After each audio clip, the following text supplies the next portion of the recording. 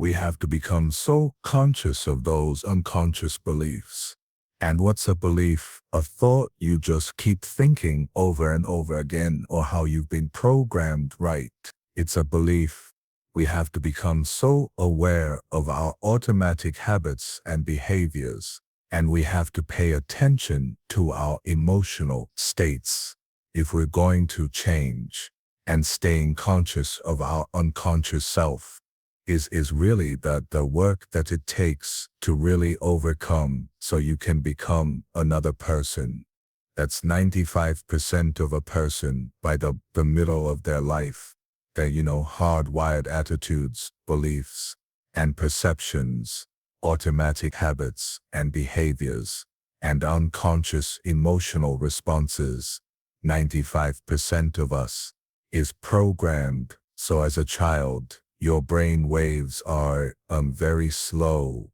The door between the conscious mind, the subconscious mind, is wide open.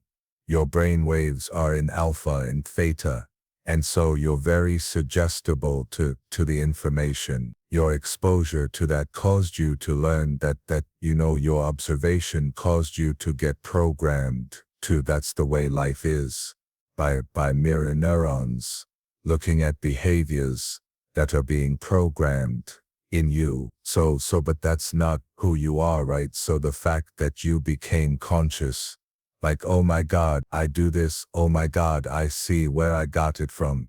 Okay, that doesn't mean that I'm going to excuse myself and say I can't be in relationships. Some people do that, might be a different belief, but they do that. But you said, I really want to have a meaningful relationship. I really want to overcome. This is part of me that I want to change, right? So you recognize that that's called metacognition, right? The fact that you can objectify your subjective self and observe yourself, that's consciousness, right? And when you're conscious, then that's when you're not unconscious. And being unconscious is being in the program. So how many times do we have to forget until we stop forgetting and start remembering? That's the moment of change. So you said, okay, that's uncomfortable, I must mean something. And you actually went on a personal exploration. Yeah, do something with the insight, with the provocation, with the interest of actually wanting to change yourself in some way so that you create a greater experience of life, that there is love in life, and that you can have a committed relationship, and it could be different from your parents. And now you know what you're not going to be, right? So I think all of that is valuable. I think every experience that we have in our life that programs us to be a certain way sooner or later, if we're interested in arriving at the goals and dreams that we want, we have to leave that behind. But sooner or later, a part of us must die. I wanted to change my life. And I think most people that are miserable, or that are really like dying to be great and dying to have more, we want to change. We want to live a better life. We want to create more for our families. We want to be happier. The desire is there again, about how do you go from knowledge to action.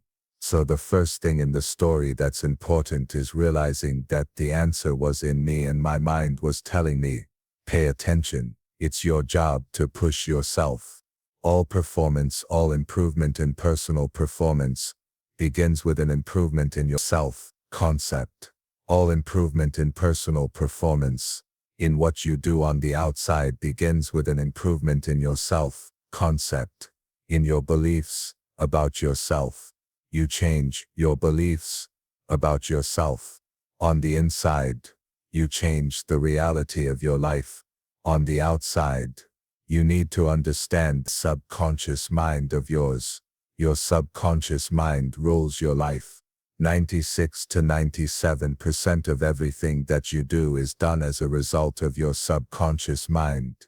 And when your subconscious mind gets programmed, it goes ahead and responds to whatever it is your conscious mind has placed into it. This subconscious mind of yours is most impacted by your feelings.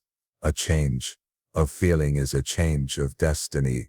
Your perception of your world is what controls your genes. And if you're not feeling well, the issue is, you don't have to change your biology.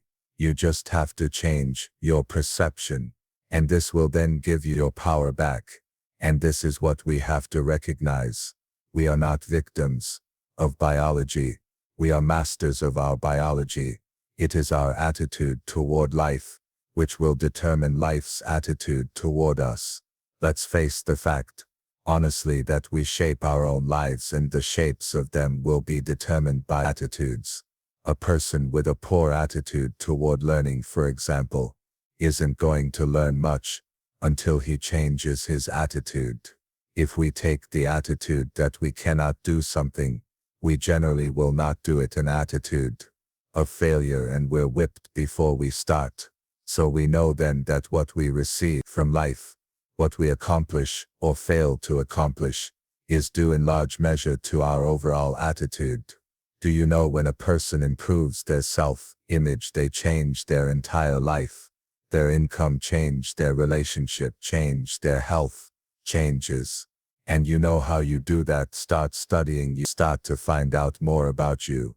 There's something phenomenal about you. All that a man achieves, and all that he fails to achieve, is the direct result of his own thoughts. In a justly ordered universe where loss of equipoise would mean total destruction, individual responsibility must be absolute. Man's weakness and strength, purity and impurity are his own and not another's. They are brought about by himself, and not by another. And they can only be altered by himself, never by another. His condition is also his own, and not another man's. His suffering and his happiness are evolved from within. He thinks so he is, as he continues to think so he remains. A strong man cannot help a weaker, unless that weaker is willing to be helped. And even then the weak man must become strong of himself. He must by his own efforts develop the strength which he admires in another. None but himself can alter his condition. It has been usual for men to think and to say, many men are slaves because one is an oppressor. Let us hate the oppressor. Now, however, there is amongst an increasing few a tendency to reverse this judgment and to say, one man is an oppressor because many are slaves. Let us despise the slaves. The truth is that oppressor and slave are cooperators in ignorance, and while seeming to afflict each other, are in reality afflicting themselves.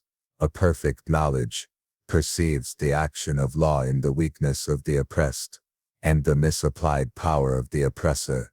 A perfect love, seeing the suffering which both states entail, condemns neither.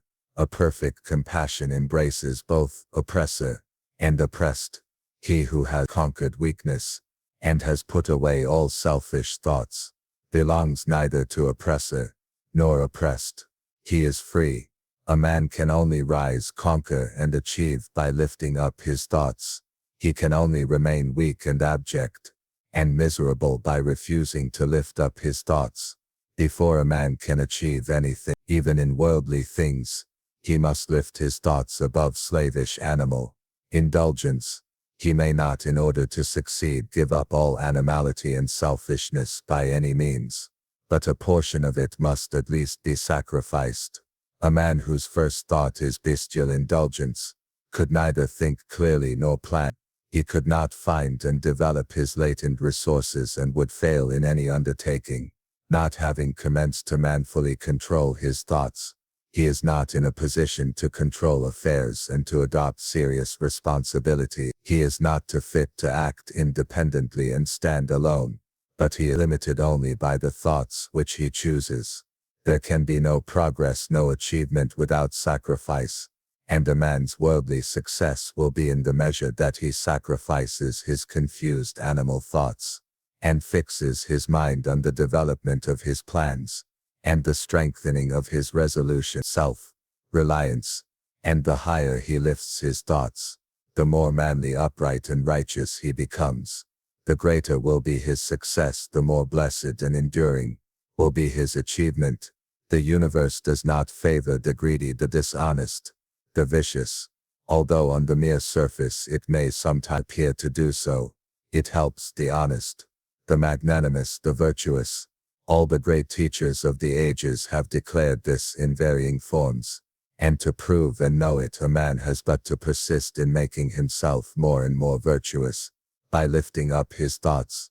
Intellectual achievements are the result of thought consecrate to the search for knowledge or for the beautiful and true in life and nature. Such achievements may be sometimes connected with vanity and ambition, but they are not the outcome of those characteristics. They are the natural outgrowth of long and arduous effort and of pure, unselfish thoughts. Spiritual achievements are the consummation of holy aspirations. He who lives constantly in the conception of noble and lofty thoughts, who dwells upon all that is pure and unselfish, will as surely as the sun reaches its zenith and the moon its full become wise and noble character and rise into a position of influence and blessedness.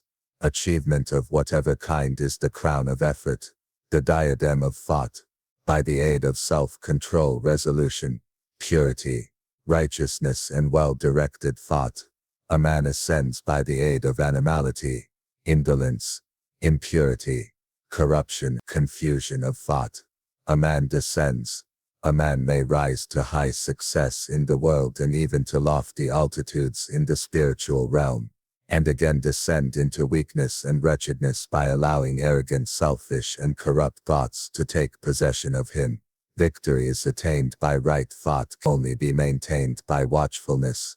Many give way when success is assured and rapidly fall back into failure.